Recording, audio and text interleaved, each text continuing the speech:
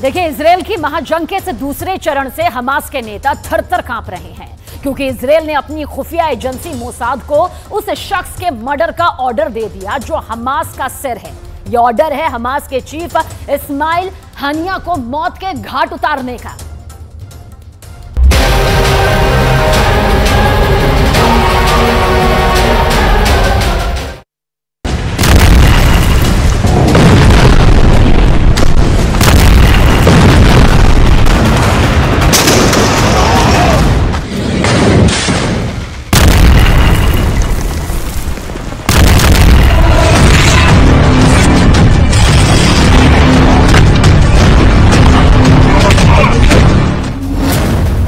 Gaza से लेकर Qatar तक, इस्माइल हनिया से लेकर याहिया सिनवार तक हमास के नेताओं के बीच हड़कंप मचा है।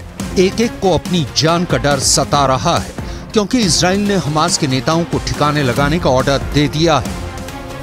इजराइल के प्रधानमंत्री बेंयामिन नेतन्याहू पिछले हफ्ते ही पूरी दुनिया के सामने ताल ठोक कर कह चुके हैं कि उन्होंने अपनी इंटेलिजेंस एजेंसी मोसाद को लिख कर दे दिया है कि हमास का एक भी नेता जिंदा नहीं बचना चाहिए, फिर चाहे वो गाजा में हो या गाजा के बाहर।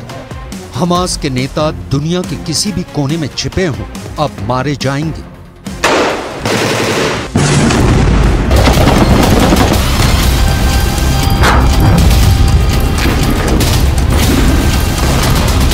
אנחנו עושים כל מאמץ להחזיר את חטופינו ובסופו של דבר נחזיר את כולם.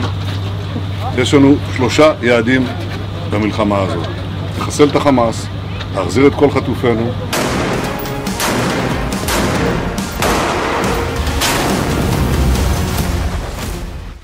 ऊपर से इस बीच मोसाद के हेड कतर पहुंच गए।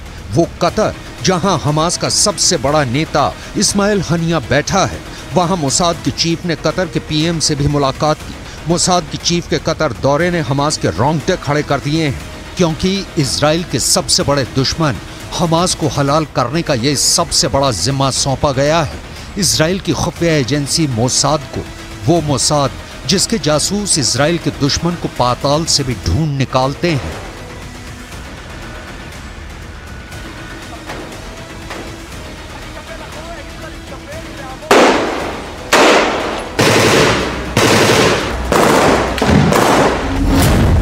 यानी अब इजराइल सीधा हमास के सर, उसके दिमाग पर गोली चलाने की तैयारी कर चुका है, और इजराइल की पहली गोली चलेगी इस्माइल हनिया पर, क्योंकि हमास का दूसरा नाम ही इस्माइल हनिया है। शुरुआत से हमास से जुड़ा हनिया 2017 से हमास का हेड है। आज अगर हमास इजराइल की आंख में आंख डालकर उससे बात कर रहा है तो उसकी वजह हनिया है। हमास की जंग की लड़ने की इस ताकत के पीछे हनिया का बहुत बड़ा हाथ है। हनिया सुन्नी मुसलमान है, मगर इस बात को भुलाकर उसने शिया ईरान से करीबियां बढ़ाकर हमास को हथियार से लेकर ट्रेनिंग और फंड, वो सब कुछ दिलवाया, जिसकी बदौलत हमास 7 अक्टूबर जैसा इजराइल पर अब तक का सबसे बड़ा हमला कर पाया।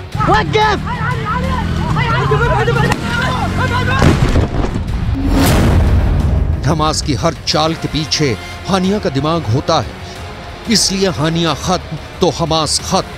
तो क्या हानिया को मार डालेगी मोसाद? इजराइल युद्ध के पहले दिन से ही कह रहा है कि गाजा की ये लड़ाई तब तक नहीं रुकेगी जब तक हमास हलाल नहीं हो जाता, और हमास तभी खत्म होगा जब उसे चलाने वाले इस्माइल हनिया जैसे नेता मिट्टी में मिलेंगे। लेकिन इस्माइल हनिया पिछले कुछ साल से इजराइल से मीलों दूर पश्चिम एशिया के देश कतर में बैठा है। कतर ही इजराइल और हमास के बीच मध्यस्थता करवा रहा है, और कतर अमेरिका का पुराना साथी है। खबर यह भी है कि कतर इजराइल को साफ कह चुका है कि वो उसके यहाँ बैठे हमास के नेताओं पर हमला बर्दाश्त नहीं करेगा, और खुद नेतन्याहू कतर से वादा कर चुके हैं कि इजराइल कतर में कोई ऑपरेशन नहीं करेगा। मगर अपने दुश्मनों के आगे इजराइल को कुछ नजर नहीं आता, तभी तो उसने हमास के नेताओं को ठिकाने लगाने के लिए मोसाद जैसी अपनी एजेंसी को जिम्मा सौंपा। इसी बात से साफ है कि इजराइल के इरादे खूंखार है। मोसाद इजराइल के दुश्मनों को मौत के घाट उतारने के लिए पूरी दुनिया में बदनाम है। मोसाद इतने खुफिया तरीके से अपने ऑपरेशन चलाती है कि किसी को कानों कान खबर नहीं लगती। मोसाद के जासूस दूसरे देशों में घुसकर इजराइल के दुश्मनों को मौत के घाट उतारकर गायब हो जाते हैं और उन देशों की खुफिया एजेंसियों तक को भनक नहीं लगती। मोसाद के जासूस अपने पीछे एक सुराग नहीं छोड़ते, तभी तो उनके ऑपरेशन साबित नहीं हो पाते। मोसाद को जो जानता है वो उसके मर्डर वाले ऑपरेशन से भी अच्छी तरह से वाकिफ है। नेतन्याहू को इसीलिए मोसाद पर पूरा भरोसा है। 2010 में मोसाद ने दुबई के एक होटल में हमास के नेता की हत्या कर दी थी। 2018 में मोसाद ने मलेशिया में फिलिस्तीन के एक वैज्ञानिक को मौत के घाट उतार दिया था। और तो और 1972 के ओलंपिक्स में अपने एथलीटों की हत्या का बदला लेने के लिए मोसाद ने पश्चिम एशिया से लेकर यूरोप तक कसूरवार फिलिस्तीनी संगठन के नेताओं को चुन चुन कर मार गिराया। ये तो ऐसा कांड है जिस पर हॉलीवुड के निर्देशक स्टीवन स्पीलबर्ग 2005 में फिल्म तक बना चुके हैं। इजराइल के दुश्मनों को चुपके से मौत के घाट उतारने के लिए मोसाद की एक खास यूनिट काम करती है।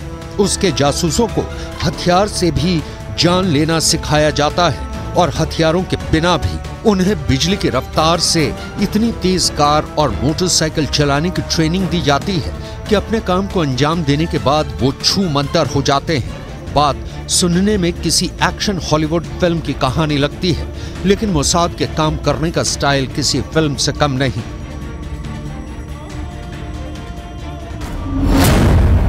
2018 में मोसाद के जासूसों ने मोटरसाइकिल का इस्तेमाल करके ही मलेशिया में फिलिस्तीन के वैज्ञानिक की हत्या की थी। ऐसा भी नहीं है कि अपने ऑपरेशन को अंजाम देने में मोसाद ने ये महारत अब जाकर हासिल की है। मोसाद शुरुआत से ही बड़े बड़े खुफिया हत्याकांड करता रहा है।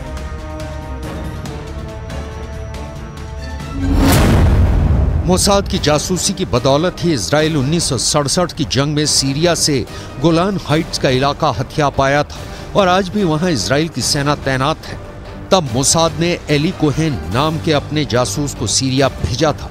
उस जासूस ने सीरिया की सत्ता में बैठे बड़े बड़े नेताओं से सीरिया की सेना के ऐसे राज उगलवाए कि सीरिया को गोलान हाइट्स गंवाना पड़ा था।